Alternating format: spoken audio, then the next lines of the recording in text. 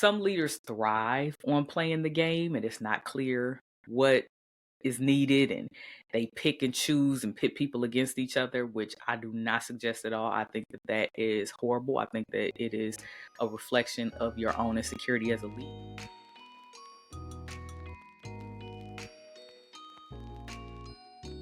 Hey dreamers, welcome back to the Dreaming Forward podcast. I am continuing our discussion on resilience, and today I'm going to be talking about team resilience. So last episode I talked about how you can be resilient as an individual, which is extremely important, but most of us are usually a part of a team. Team resilience is important because everyone has their own strengths and weaknesses. If we don't learn how to leverage those strengths and weaknesses together as a group, it'll cause individuals to fail. Before I get into those, please be sure to like, share, and subscribe. So the three aspects that I want to discuss are going to be role clarity, survivor's remorse, and recognition of contributions. Let's start with thinking about role clarity. I talk a lot about roles in my book. There are three aspects that I discuss in the book: social, operational, and functional roles.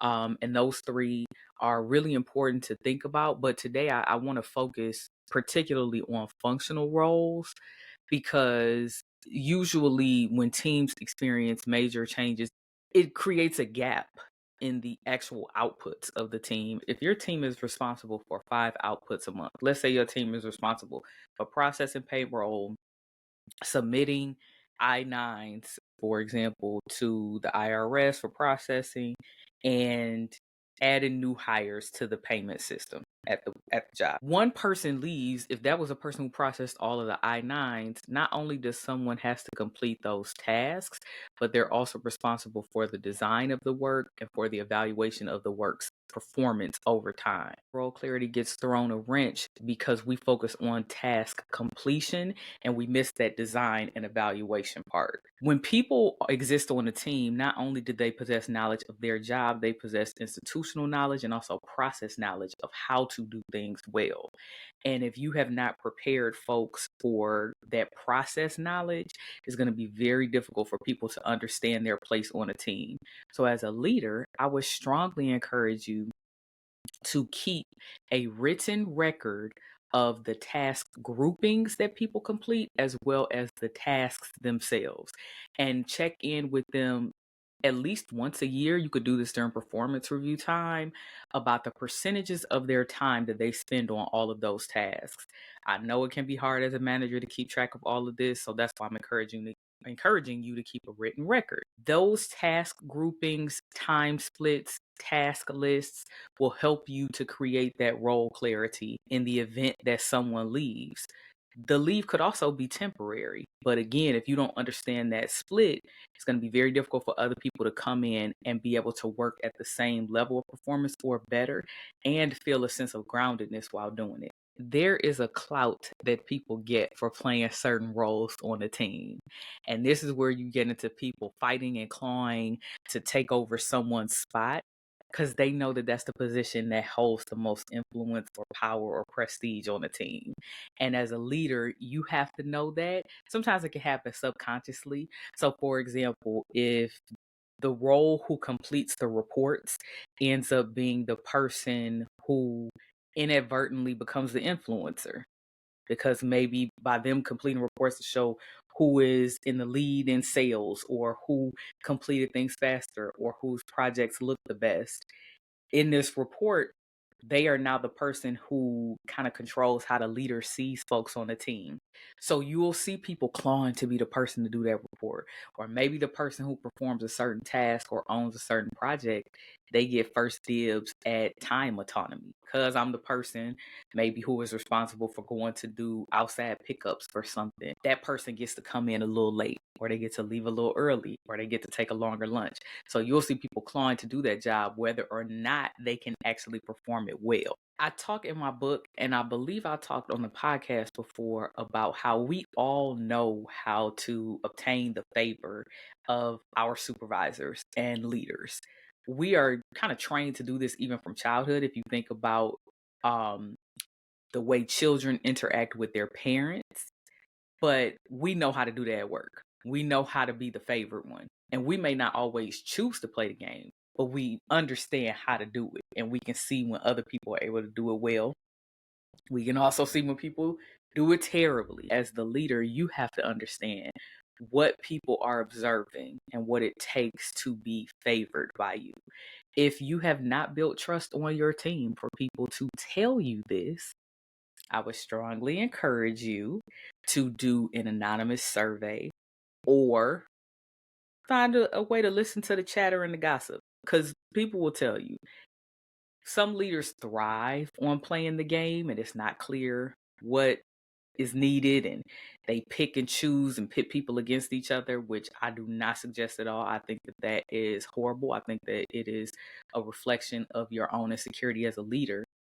But if that is the case for you, understand that people know that and they're playing the game right back on you. Second point, survivor's remorse. If you are the person on the team or the people who survived a layoff or survived a downsizing or survived a reorg and were able to keep your position, your money, and your prestige, there will still be feelings of anguish and insecurity, anxiety, confusion, because why did I get to be the person who stuck around?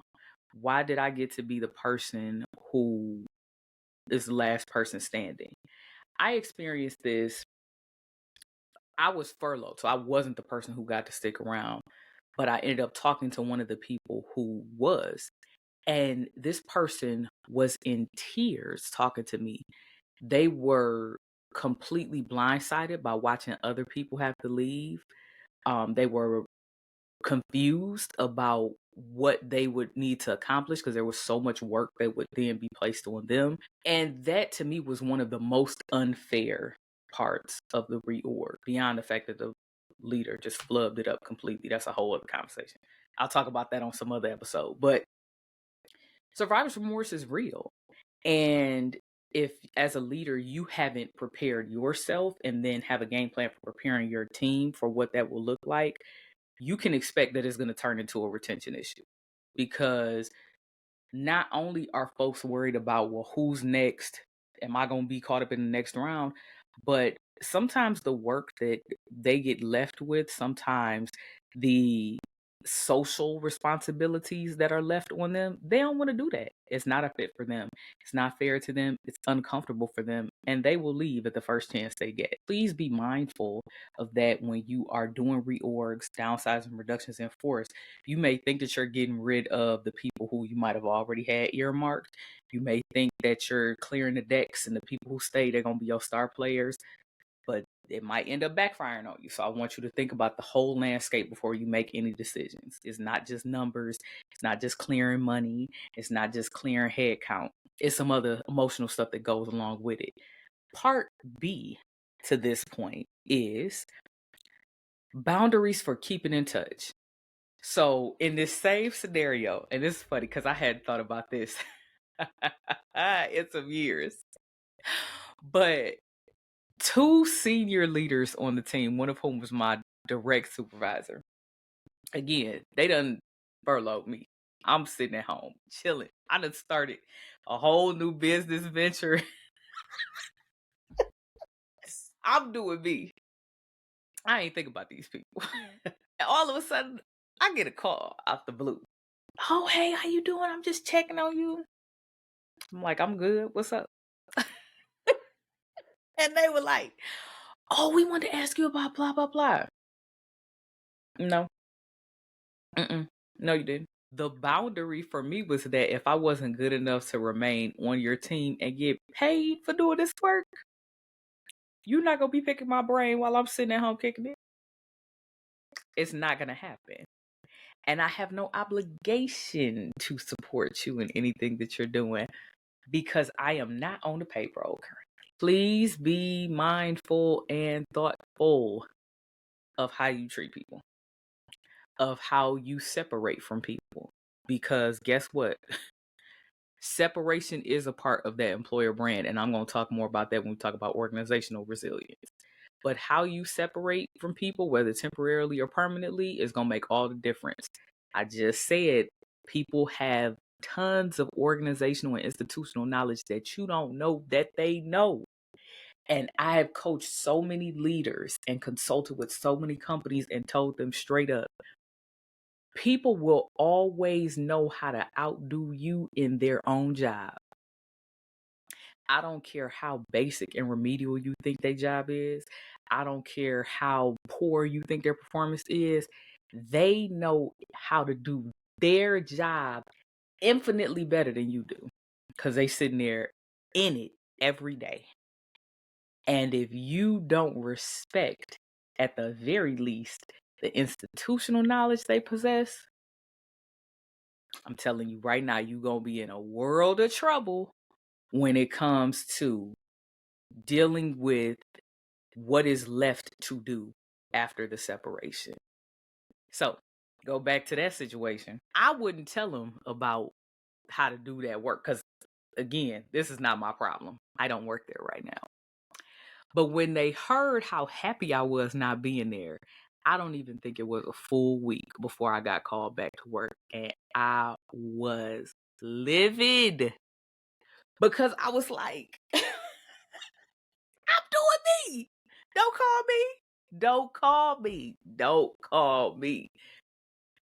And as soon as I came back,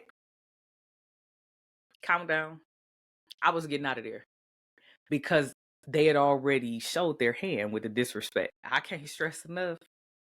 You can't outsmart people with their own job. You can't outsmart people in their own career. They always gonna have the upper hand, whether or not they show it to you. So be mindful of how you treat people. Last point, recognition of contribution. I want to start this conversation by saying that it's important for all of us to recognize how we contribute to a team. So before we think about others recognizing us, how do we recognize ourselves? I encourage every person that I coach to keep an Excel spreadsheet of the accomplishments that they have in each of their jobs. I like a spreadsheet because it's easy to count because you can see the row number. And it's different if you just see like a bulleted list or something of accomplishments. And you're okay, I got a lot done. But when you see those rows and you count 20 accomplishments that you made at this job that you may have only had for like 16 months, that's a really good ego boost. And you need that. All of us contribute something important to teams, whether it is through our functional work, the operational work that we perform to keep teams afloat, or the social contributions that we make. And if you are not aware of your own contributions, it's really hard for you to advocate for yourself in your job search.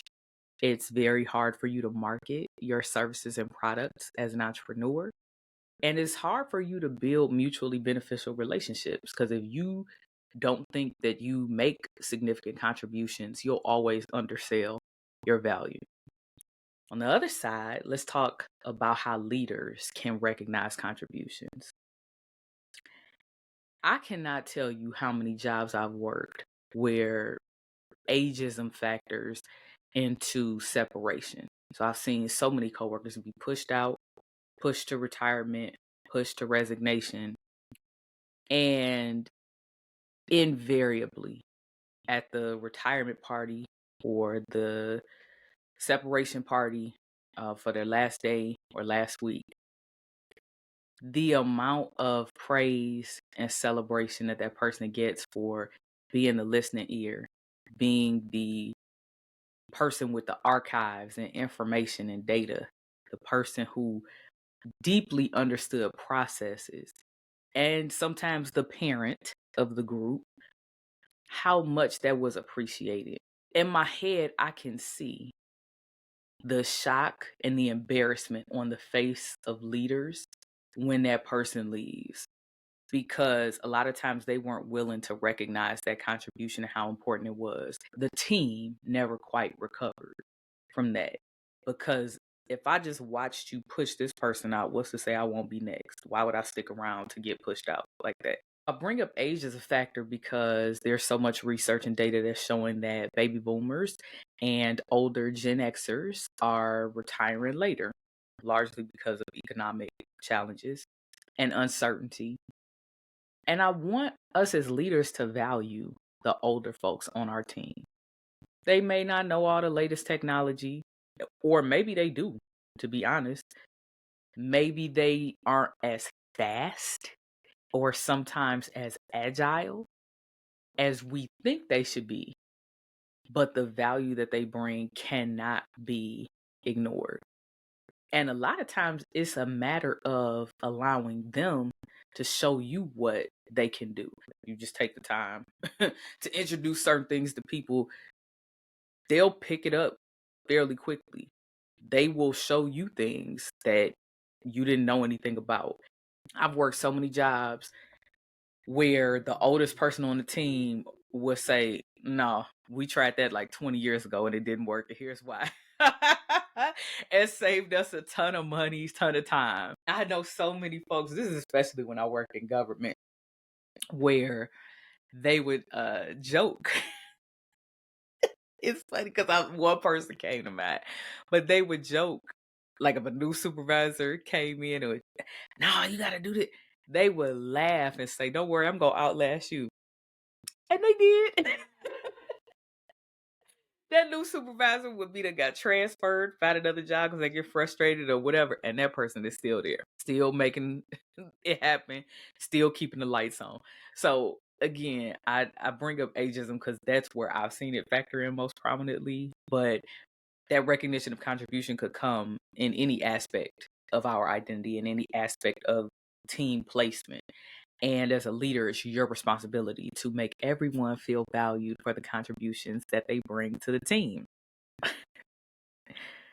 So if you think about those three: role clarity, recognition of contribution, and survivor's remorse, as a leader, which of those do you think is the most difficult for you to navigate as we consider team resilience? Which do you think is the easiest? Which do you think of the three is most important for your team right now? Drop a comment below. And of course, like, share, and subscribe. And I will catch you on the next one. Bye, Drink.